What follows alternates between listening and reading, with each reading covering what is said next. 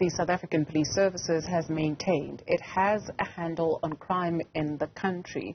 This follows the criticism against the deployment of not only the South African National Defence Forces, but the ramping up of the police forces during the EFF's national shutdown on Monday, with some questioning that the state has the capability and the resources to fight and combat crime, but are they? Should it be limited to one day, or should this be something that is done more regularly to stave off crime in the country? We speak now to Policing Union. The General Secretary of the Independent Policing Union of South Africa is Mr. Mpho Kwinika. Thank you very much, sir, for your time this afternoon.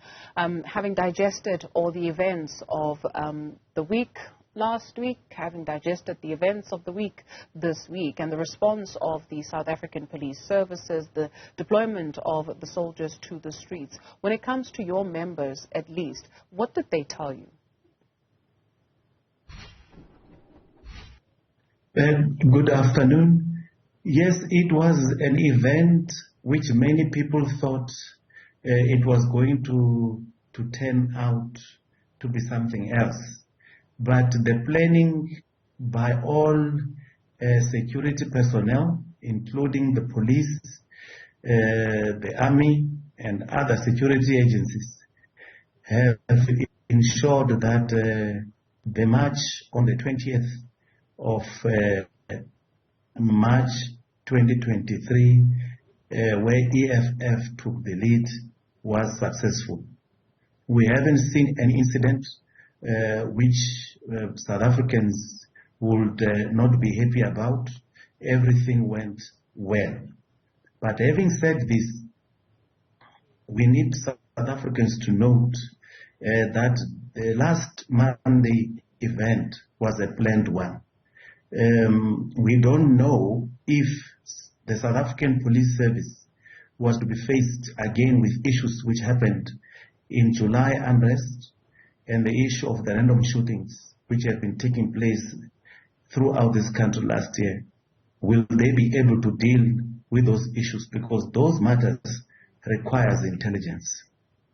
Please expand on that when you say you are not sure if the police will be able to handle that because it requires intelligence. What does that suggest? Because oftentimes we are made to understand that the police do not have capacity. You and I have spoken on a number of occasions where you even find that within the force there is some sort of discontent. The 10,000 police officers that are meant to be absorbed into the force, there's already issues there because of a number of situations where you find that some people are being brought in underhandedly. And so how should we understand that statement that should there be an unplanned situation in the country, the police would not be able to respond as they did on Monday?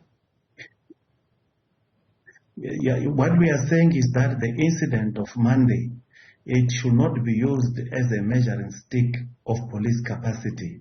We still want to see the police going through the tests which it went in July unrest and even on the issue of mass shootings. And the killings of people in the country is continuing. So we don't know what is going to come up next.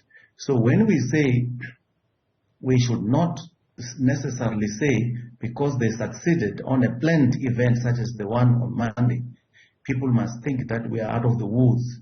The police need to still inspire South Africans confidence that they have got the capacity to combat, prevent, and even investigate crime and alleged ones. So those tests, if they were to go through and they succeed, then we will know that the police are now getting hold or a grip in the fight against crime. The EFF has made it known that they will be approaching the Constitutional Court and taking the Police Commissioner of KwaZulu-Natal to court over his utterances that the service will be put aside and now they're going into combat mode.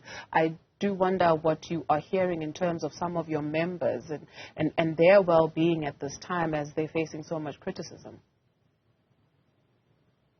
Look, our members take instructions from those command structures which are very close to them. The Provincial Commissioner is responsible for policing in the province as a whole. So I don't think that statement is going to bother them. The EFF has the right to approach any court and ventilate the frustrations which they are faced, not only by the South African Police Services Act, but any other person. That is their constitutional right to do so. But that is not going to deter policemen and women on the ground to do what they are supposed to be doing. I think we need to say this, that politics sometimes have got an influence in what people do, in what the police officers are supposed to be doing. And I'm happy that most of our members don't take any instructions from politicians. They allow politicians to do their job, and then they should also be allowed to do theirs.